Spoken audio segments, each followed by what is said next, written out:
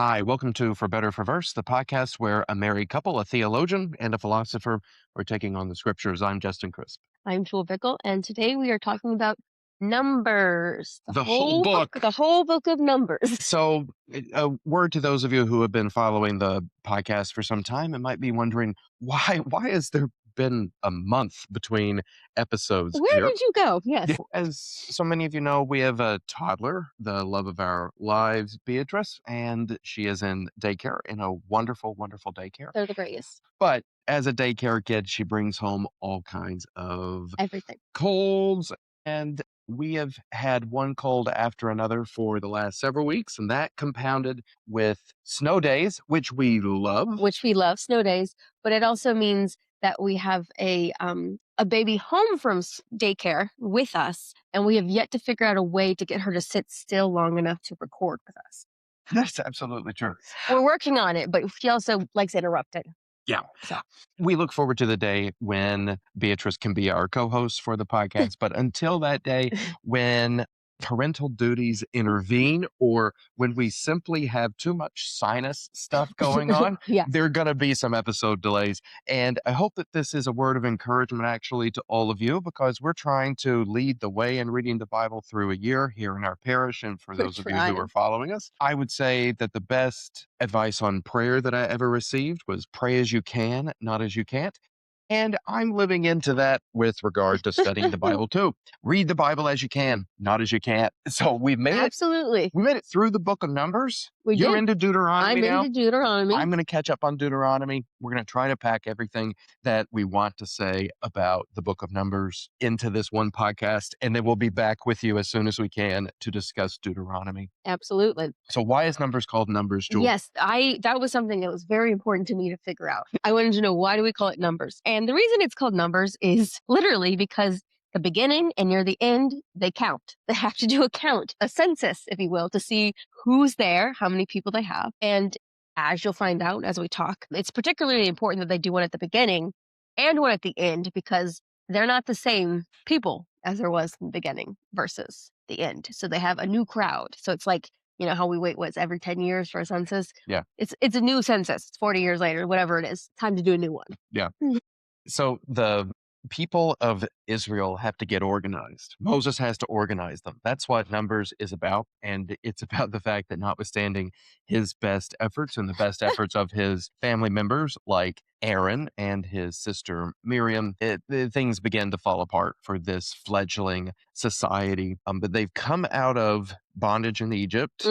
They have the new Levitical code, which is how they're going to try to make right their relationship with God on a regular basis so that God can continue to dwell. Actually, physically is maybe not the right word, but locally to dwell with them in the tabernacle, this portable temple that God has given instructions for the building of with, pretty excruciating detail in the book of Leviticus. So they've got kind of their religious and social code ready to go. Now they have to get the rest of their society organized. So they do these censuses and they try to put together some rudimentary government, So such that as the it's- appointing of the 70 elders. Right. So it's not just on Moses to tell all these people, because it's hard to tell when we're reading this how many people there are, but Yeah. there's quite a few of them, It's right? around 600,000 men, plus 600,000. anyone else who would be in their households, so women and children. Right. Well, that's a lot of people for one guy to be responsible for. It's a lot of people.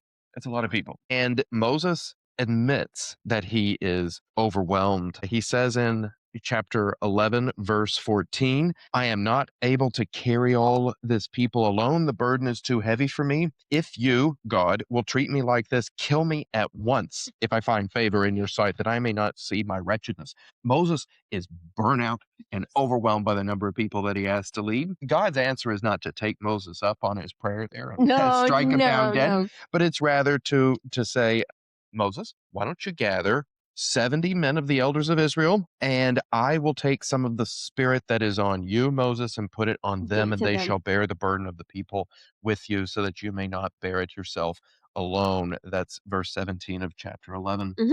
And it's a great lesson, I think, for all leaders. Micromanagement is always a recipe for failure. You have to delegate and you have to pray, actually. I think this is an interesting prayer for leadership. You of course pray for God to, like give you the gifts of leadership. But what you also want to do is you want for those gifts of leadership to be spread. You don't want to monopolize those gifts. You want them to be spread, throughout those whom you are leading, so that the whole the whole society or the whole organization or the business or the church can glorify God. It's impossible for one person to do it alone, even if that person is Moses. I thought you were gonna say that it's a good prayer to pray to God that's like, "This is what it is, just kill me now." That's the prayer you're gonna pray.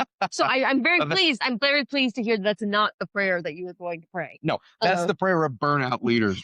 What if you're saying that, you're in trouble. So reach out to the Lord for help. Preferably Too late, too late. reach out to a therapist, reach out to a spiritual counselor, because you're right on the edge there. You're right there. Whoop, there. Yeah, absolutely, absolutely. So yes, uh, Moses needs help, and God says, "Let's appoint the 70." And it's really interesting because they have this moment where the 70 seem to get it, Yeah. right? Yep. Where the Spirit of God is on them, and they're all prophesying. Yep. And it's amazing. Is it what it must be Joshua who says, "Make them stop, Moses, right? This is your thing.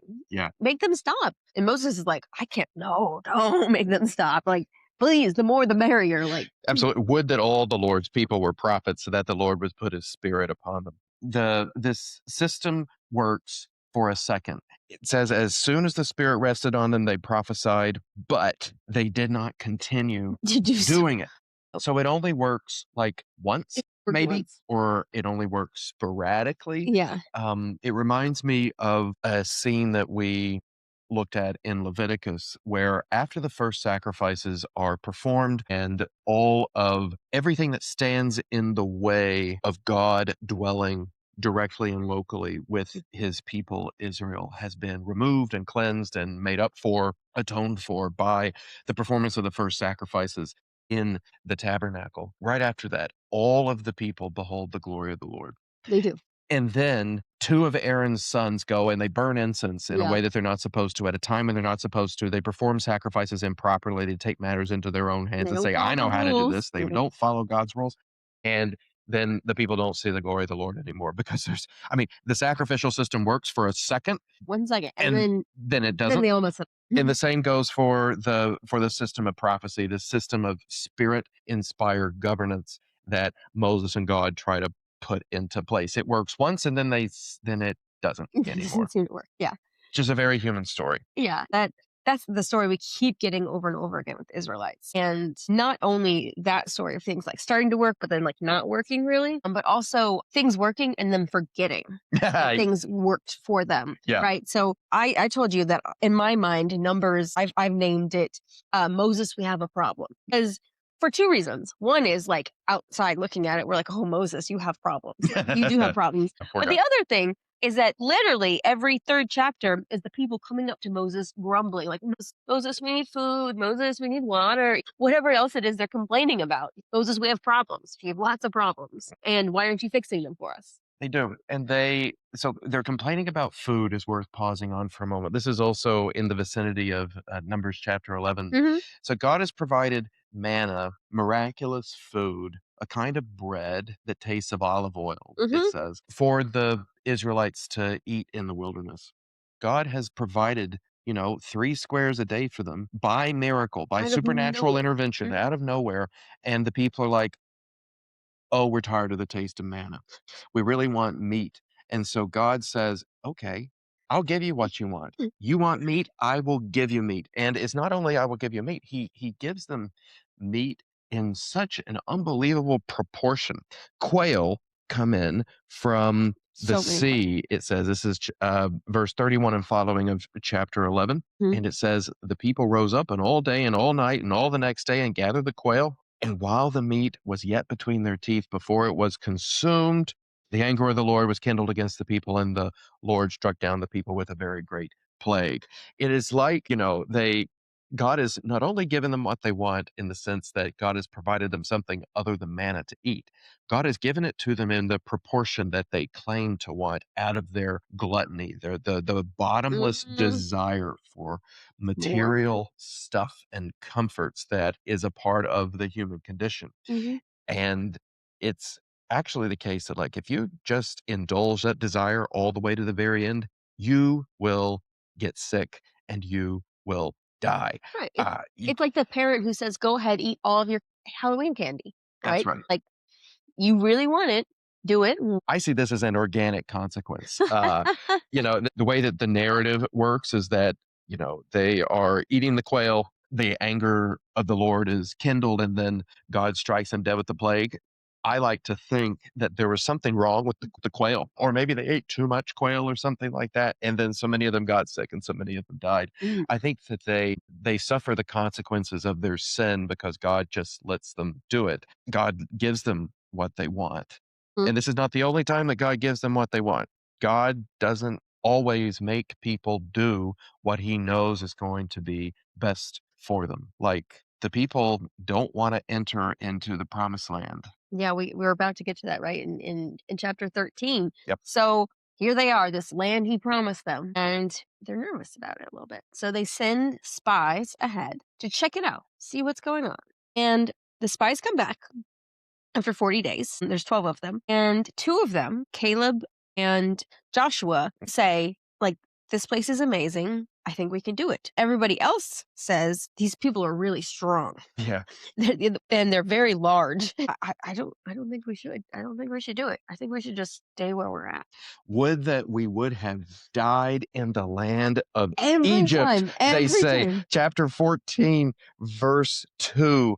I mean, this is one of the Israelites, like, catchphrases It is. here. They're either saying, "Would that you would just let us die in the wilderness," Or or they say, "Would what that we had never left Egypt." I mean, let's when they're talking about the food, they're, like, nostalgic for all of the oh my goodness, spices that's one of and my how favorite. good the food They was just in go through Egypt. they just list all the food in Egypt. They're like cucumbers and melons and leeks and onions and garlics. It's They like, just "Don't you remember you were enslaved? nope, nope, just remember the fish and the Just remember how good the 3 squares a day were." ugh, And here, their complaint to Moses and Aaron is that, would that we would have just died in Egypt rather than have to do what God has told us to do and go into the promised and land. fight these strong people, Yeah. I guess is what it is. Yeah, why would the Lord bring us to this land? This is chapter 14 verse 3, to fall by the sword. And it's interesting. Moses vacillates between advocating for the people and being super frustrated with them, which I think sounds like, the life of a human leader. Like, you Mhm, you imagine that anybody who is in a position of leadership in anything, an organization or a nonprofit, a business, a town, a city, a mhm. nation, they're gonna vacillate between trying to advocate for their people and being super frustrated. Moses doesn't stay burnt out the whole time. No. We don't want anybody at home to misunderstand. When the spies come back and all the spies other than Joshua and Caleb say, "Guys, we don't want to go in there because they're going to overpower us. There's no way that we're going to win this fight." Mhm. And the people say, "Don't make us do it." God wants to start all over. We gotta yeah, I'm done with them. The Lord said to Moses, "How long will this people despise me? I will strike them with pestilence and disinherit them, and I will make of you a nation greater and mightier than they." God's willing to wipe the slate clean, get rid of these annoying Israelites, and just start over with Moses, Mhm. perhaps with Aaron, and maybe with Joshua and Caleb. But then Moses said to the Lord, "Then the Egyptians will hear of it." It's like Moses is playing to God's I ego. know, and that's kind of the main thing he doesn't get. He's like, You don't want people to "You talk bad about you you, don't God. want it getting Do around." you really want it getting around that you can't handle this recalcitrant people? And God's like, "Oh, no, no, no, I could do it." Moses also reminds God of what God has proclaimed Promise. before in the book of Leviticus, which is that the Lord is slow to anger and abounding in steadfast love, forgiving iniquity and transgression. And so, "Please pardon the iniquity of this people according to the greatness of your steadfast love, just as you have forgiven this people from Egypt until now." And God says, "Okay, I will pardon them. I won't just wipe the slate clean and start all over, but But I'm going to give them what they want. They don't want to go into Canaan. I'm not going to make them. You're going to wander in the wilderness for 40 years. And at the end of that 40 years, all these people are going to be dead." So none of them who are saying, "We don't want to go in there, we're too afraid," none of them will have to. God gives them what they want. That's how they end up wandering in the wilderness for 40 years. Right, right. Which I think is really interesting because we always talk about them all wandering in the wilderness for 40 years. That wasn't God's original plan. No, no. And you're like, "Oh, maybe he's testing them, maybe, or maybe they're really bad at directions. Like, I don't know." But no, it was really because they didn't want to go there. I mean, they were talking about going back to Egypt Yeah. rather than go to this land of milk and honey. Yeah. And so he's like, okay. The failure of the people of Israel here isn't just that they were afraid. Being afraid of a challenge that God puts before you isn't bad. Right. They're probably right to be afraid. These were great nations. They Mm-hmm. probably were more powerful than they They were, at were. least on the face of it. But what they Mm, don't do is they don't believe God's capable of fulfilling his promise. It's not that they doubt the existence of God. These texts presuppose that God exists. That's not a question. Everybody thinks that God exists. What it means to doubt God mm, in this context is to doubt God's power, God's ability to keep God's promises, either because God is going to break a promise or because God is powerless to accomplish what he has promised. The mhm. people fear, and in doing so, they disbelieve God's ability to get them where God has promised to go. Right, right. Yeah. At the very or in their 14, Joshua gives and Caleb give these speeches where they're trying to convince everyone. Yeah. And they say, if the Lord is pleased with us, he will bring us there. Right. Yeah, there it And is. they go on to say, like, don't rebel against the Lord and don't fear these people. The protection is removed from them, and the Lord is with us. So don't fear them. And everyone's response is threatening to stone them. And so yeah, it's not the fear that's the problem. It's the fear causing them to act wrongly. That's making them turn around and go back rather than trust. And I mean, I'm not one to judge on this at all. Trust me. I think that I doubt God's ability to fulfill his promises to me and to those whom I love on a regular basis. Oh, absolutely. I know I do. You can kind of I mean, manna from heaven, all the plagues in Egypt. I feel like in some ways God's probably like, I've been pretty good. I've been pretty faithful. What makes you doubt me now? You know? Jesus will talk like this occasionally in the Gospels. People will be demanding another sign from him. Yeah. And he's like, guys, I've already performed all these signs. If you guys aren't satisfied with those demonstrations Yeah. of Like, power, there's nothing that's what going to else? convince you. And that's a good reminder, too, because I think that a lot of modern people, including myself, we wish that God would act in a way that's more apparent and clear to us. We long for another miracle. We A little long for something that's flashier. obvious. And what I at least would encourage myself to do when I'm in that place is to look back on all of the Yep. ways God actually has been apparent and active in my life, Hmm. in history, in the history of the people of God, going all the way back to this people and these beloved stories. God has already demonstrated his power. If we don't believe him, that's something about us, not him. Yeah, and it is. And sometimes it does take looking back and pointing out all the times Yeah. that's happens in order to see it. Because it's looking to the future, as we both said, we can get why they'd be like, maybe this is it. Maybe this is the end of it. Maybe God's done with me. God's not going to fulfill any farther. But that's not what the promise says. The Lord is slow to anger and Mhm. abounding in steadfast love, forgiving iniquities and transgressions. One of the things that I think is important about these stories is that they do depict God in a way that many of us are uncomfortable with God Hmm. being depicted. Absolutely. The technical term for this is anthropomorphism. They make God after the image of a human being, perhaps. And I think there is some of that anthropomorphism, which is not actually true of God. As God reveals himself in history, human beings perceive that revelation with greater and lesser clarity over Hmm. time. So there's some of the anthropomorphism in the scriptures in these early texts of the Hebrew Bible that I think are truly just projections of things which would be true of us if we were God. And thank goodness we're not. And Yeah. God is not like us in some of the ways that God is depicted as being like us in these Right. texts. But Vengeful and exactly. petty and all that. But there's something about this depiction of God, which I don't think is just a projection. And it is kind of anthropomorphic, but I believe in an anthropomorphic God, namely that this God is interactive. Mm, interesting. God has an original plan, which was for the people to get to inherit Canaan nearly right away. God seems to be ready for I them to think it was go. like a year, like they moved when they started moving in that direction. He only opts for the 40-year thing because the people don't want to go. And he says, okay, well, I'm not going to make you. Mhm. And so this God creates something that is not God, namely us, Mhm. creation, the whole natural order, the whole created universe, and gives that natural universe space and time and freedom. And God interacts with that creation, with our human choices. God respects the integrity of what is not God and doesn't always force it to do what God wants. Sometimes God lets us have our way and then improvises a way still to get what God wants. So the people are still going to get to go into Canaan. God's just going to, not make the people who didn't want to go into Canaan go into Canaan. Uh-huh. God's eventually going to get God's way, but God has to improvise. Mm. And I think that part of the biblical depiction of God, anthropomorphic as it might be, is actually true. I don't believe in the God of classical theism, the God who is just a kind of first cause or prime mover. I think that Mhm. there's a back and forth. There's a vividness to the God of the Bible Mm. that I think we need to preserve. And that you see in these chapters. Yeah. Mhm.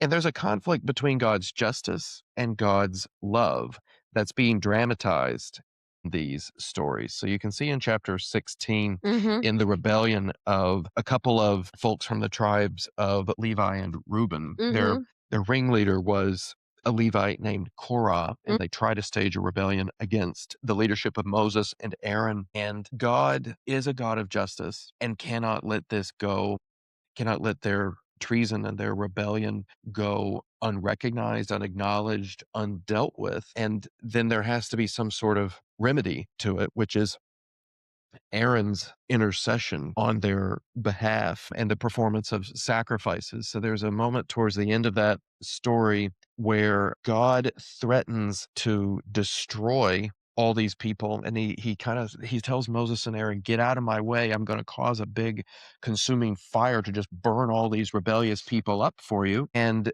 Aaron and Moses are like, please, please, please don't do that. Moses says to Aaron, take your censer, put fire on it from off of the altar and lay incense upon it and carry it quickly to the congregation and make atonement for them, for wrath has gone out from the Lord. And you get this sense that like Moses and Aaron are running around as quickly as possible to perform the sacrifice on behalf of the people so that God's justice won't just completely consume them. And it says, and Aaron stood between the dead and the living as this intercessory figure. In that, I think Aaron is a type or a symbol of Jesus. Aaron does the very best that he can as a human priest to mediate between the people and God and make sure that God's justice doesn't just completely consume them, as sometimes God's justice would be right to do. But Aaron is just a human being and so can't ever do so conclusively. And it's going to Mhm. take somebody who's both a human and God to really be the priest To do that, to who can do that and who can bridge square that God's gap. justice and God's love Yeah. with each other, which we talked about before. As you said, unfortunately, Aaron is human, and because of that, he doesn't always get things right either, and we see that. Yeah, ouch. Yeah, you're right. Oh, So, per usual, people of Israel are complaining. mhm. Um, they don't have any water, need water, and they're upset about it. Again, they say, "Why'd you bring us out here to die? There's no water." Moses and Aaron went away from them, and they fell on their faces in front of God. And God spoke to Moses and said, and this is chapter 20, verse 8, take the staff and assemble the congregation, you and your brother Aaron, and command the rock before their eyes to yield its water. Thus you shall bring water out of the rock for them. Thus you shall provide drink for the congregation and their livestock. Now, this might be a little bit more burnout Moses. My Yeah, thought. what's coming is burnout Yeah. Moses. And so Moses does this and Aaron does that. But rather than sort of say, like, as the Lord has commanded me, I'm doing this. Instead, he says, listen, you rebels, shall we bring water out of this rock for you? And he lifts his hand and hits the rock twice, and water comes out. And he wasn't supposed to hit the rock at all. He was just supposed to use his voice. He strikes the rock. You have to imagine he's just He's mad. just mad He just about like it. bang, bang. I know, I know. And the Lord said to Moses and Aaron, because you did not trust in me Mm. to show my holiness before the eyes of the Israelites, therefore you shall not bring this assembly into the land that I have given them. So even Moses and Aaron do not get to go into the promised land because they also have their moments of doubt. And shortly after this scene with the water and the rock, which is known as the waters of Meribah, Aaron actually dies, and Eleazar, one of his sons, becomes the high priest. And it's really a pretty poignant scene where Aaron's priestly garments are removed and now put on his son. And you can see this second generation of the people of Israel coming into authority. There's a transition. The generation that actually came out of Egypt, they're all going to die in the wilderness. And I mean, they Nearly are. all They of them. already start. Miriam died several chapters ago, and it's the next generation. It's moving forward to the future. I think there's maybe one more thing we really should talk about in Numbers. A talking donkey? Talking donkey, my Yeah. favorite. Yeah, go for it. Balaam. This was a Sunday school classic back in the day, so I don't know. Maybe some of you guys have heard it before. The story of Balaam and his talking donkey. There's a lot of background that we get in Numbers that maybe I don't think I heard when I heard it the Sunday school version. But basically, God had told Balaam, "Do not go," because the king of the Moabites, is that right? Mhm. Had offered him money to curse the Israelites. And so the first time he doesn't, but then they come back with more and they're like, please do it. And so he's like, okay, fine, I will go. And so he's riding his donkey that he's always had. And the Lord's a little annoyed by it. So puts an angel in the path with a flaming, or is it not a flaming sword, but it's a sword, right? And the donkey sees this and takes a side path. Of course, Balaam's like, what's your problem? Let's go, let's go. And then the next time also does this, sees it again, takes another path. Finally, the angel stands in a point where there's no other way for the donkey to go, and the donkey just stops, just plops down. And Balaam's like, come on, what's your problem? Like, move. So much so that you can imagine the donkey's a little frustrated, and God allows the donkey to speak. Yep, you get a talking animal. You get a talking animal, and the talking animal, the donkey says, have I not been faithful to you your whole life? Why are you hitting me now? Do you not see? I'm trying to protect you. Balaam looks up, and suddenly then he sees the angel with the sword, and he's like, oops, my bad. Thanks, donkey, for saving my life. Such a great story. It's a great story. It's a great story. Not only because it Not was this only cartoonish because of moment with the talking donkey. although that is a wonderful moment. But Yeah, but I do love the biblical affirmation of the bond between a human being and a non-human animal. I do love that. Also, like the way in which the non-human animal seems to be very attuned to God. Totally has a spiritual awareness that the human being does not. Yes, and I think that's pretty accurate a lot of the time. It's straight up accurate in my experience. Valkyrie the dog seems to know a lot that I do not, including about spiritual things. I agree. But in addition, Balaam is not an Israelite. He's not. Balaam is not a man of the covenant between God and Abraham. Balaam is not circumcised. Balaam is not following the Levitical law. Right, he's Balaam not a doesn't part of perform the- any He's sacrifices. not part of the team. No, he's a pagan seer. He is a non-Israelite, like divination expert. And yet God communicates with him and gives him commands, namely, do not do as the king of Moab has paid you to do. Do not curse my people Israel, bless them instead. And then you get 4 or 5 moments where Balaam is like about to curse Israel, and instead they turn out to be blessings. Because God says, no, this is what you're doing. And Balaam, Yahweh, the God of Israel, is speaking to Balaam. Yeah. And says, no, that's not what you're going to do. Well, there are 2 things I think this shows. One is that even though Israel has been super recalcitrant in this story, even though they have not trusted God, they've had this really meandering wilderness journey because of their recalcitrance. God is not giving up on them. God is literally turning curses into blessings over their heads. Mm-hmm. And the second thing that it shows is God, the God of the Bible, is at work all over the place, including outside of the ordinary religious confines or contexts in which he says he will regularly show up. He has promised to be in the tabernacle in the center of this temple tent. That's where God is absolutely going to be. But we cannot know where the God of the Bible isn't going to show up. Mhm. This God shows up in all kinds of places, including speaking and working through pagan seers who will eventually be killed by the people of Because Israel. I they mean, Balaam is not a long-term ally. no, ends up sort of turning against the Israelites in some ways. Another thing about this that's really interesting, especially when we're thinking about the Israelites who are wondering, is God faithful? Is God still for them? This is all happening and they have no idea about it. Yeah. They don't know that there's a king out there trying to curse them and that God is sort of working it to their good. They're oblivious to it. And yet, I mean, these blessings they're quite powerful. Chapter 24. Yeah. Um, A star shall come out of Jacob, and a scepter shall rise out of Israel. And that becomes a messianic prophecy, one that appoints to Christ mhm. and to the star that leads the Magi and others. I know. Can you believe that? This is one of these sort of things foretelling Christ. It's not anybody approved. It's not like a special prophet, special relationships with God. You can know where the God of the Bible is. You cannot know where the God of the Bible isn't, because he has a habit of showing up Just in the oddest yeah, places, absolutely. even in a donkey. Even in a donkey, And with that, I think we have we have crammed as much of Numbers as much as we into possibly half an can. hour as we possibly could.